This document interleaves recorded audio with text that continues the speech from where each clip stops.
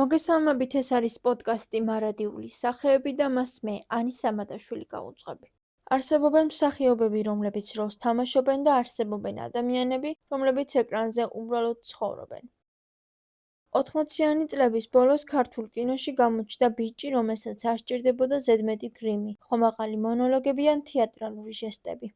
მას ჰქონდა განსაკუთრებული ოდნავ სევდიანი გამოხედვა და არისტოკრატული შარმი, რომელიც კადრს პირველივე წამიდან ავსებდა. დღეს მე ვისაუბრებ ლევან აბაშიძეზე, ქართული კინოს პრინცზე, რომელმაც ეპოქის სიმბოლოდ ყოფნა სულ რამდენიმე წელში მოასწრო. ლევანის გენიალურობა მის ბუნებრივობაში იყო. გაიხსენეთ მისი პერსონაჟები, ნეილონის ნაძვისხეში ან არა მეგობარო. იგი არასოდეს ცდილობდა ყოფილიყო იმაზე მეტი, ვიდრე იყო. ერთი ჩვეულებრივი თბილისელი ბიჭი, რომელიც ეძებდა თავისუფლებას იმ დროს, როდესაც ქვეყანა დიდ ქაოსში იძირებოდა. განსაკუთრებული იყო მისი როლი ფილმში „ფესვები“. იქ ლევანმა განასახიერა თაობებს შორის ხიდი, შვილიშვილი, რომელიც ბაბუის ანდერძს ასრულებს. ლევანის გმირი იყო სიმბოლო იმისა, რომ მიუხედავად ყველაფრისა ჩვენი ფესვები გადარჩებოდა. იგი ეკრანზე იყო გულწრფელი, ცოტათი მიამბოხე და წარმოუდგენლად ჰაეროვანი. ლევანს ქართველ ჯეიმს დინსაც კი უწოდებდნენ, თუმცა ის ბევრად უფრო ღრმა და ინტროვერტი არტისტი აღმოჩნდა.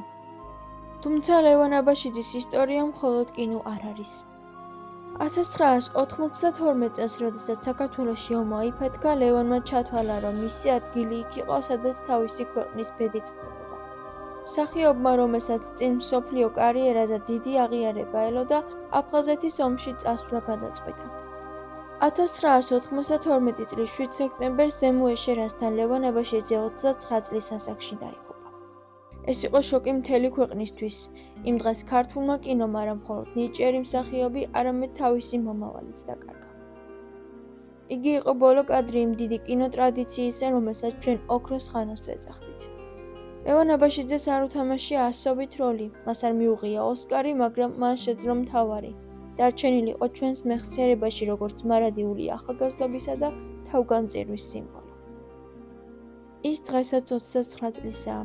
ისევ ისეთი სევდიანი თვალებითა და იმედით, რომელსაც ეკრანიდან გვიზიარებს. მადლობა, რომ უსმენთ ჩემს პოდკასტს. მომავალ შეხვედრამდე.